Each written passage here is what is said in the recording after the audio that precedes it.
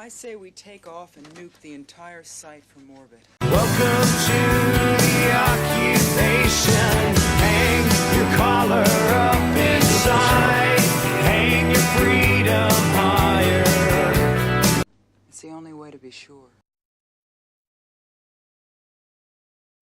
An important part of living in a Western liberal democracy is that, foundationally speaking, Western liberal democracies respect the rights of the people that live in them and are, by and large, crafted to ensure those rights are not abridged. This is not the natural condition of human society. Societies organized around the principle of protecting individual liberty are rare in history, but since what we call the Enlightenment, this has become more and more important. John Locke believed in natural rights, life, liberty, and property. The original Declaration of Independence was drafted with those three words in it, and the last was changed to pursuit of happiness for fear that the Declaration of Independence would be used as a basis to defend slavery, which the founders knew was something that was going to have to be dealt with eventually, but which the original Constitution was drafted to avoid as an immediate issue in order to get the document ratified. They kicked the can down the road, as it were, rather than not get a constitution at all.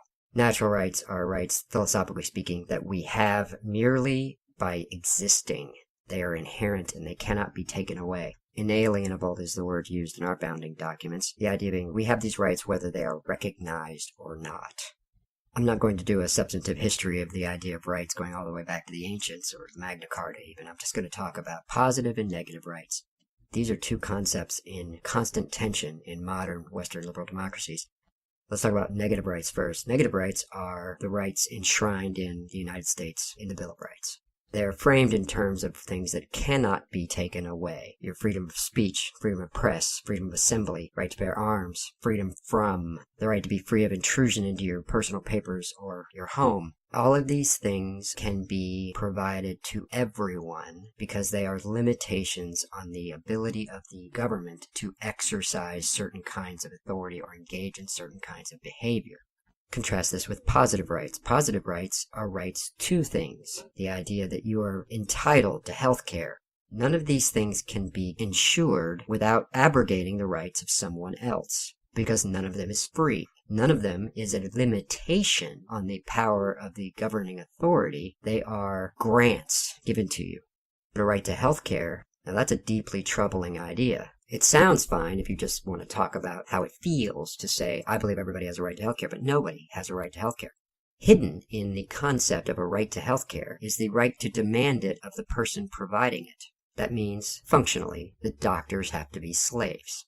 They spend 20 years of their life working their asses off, preparing to become doctors and getting their MD, and then, in service of this notion that everyone has a right to health care, they have to give it to whoever asks. That's what a right means, that you cannot be denied. If you have a right to something, it cannot be denied. But there can be no such thing as a right that requires the abrogation of the rights of another. And if we're going to say that everyone has a right to health care, that means it has to be paid for somehow. And in order to pay for any positive right, somebody else's property has to be taken. John Locke said that property is one of our inalienable rights.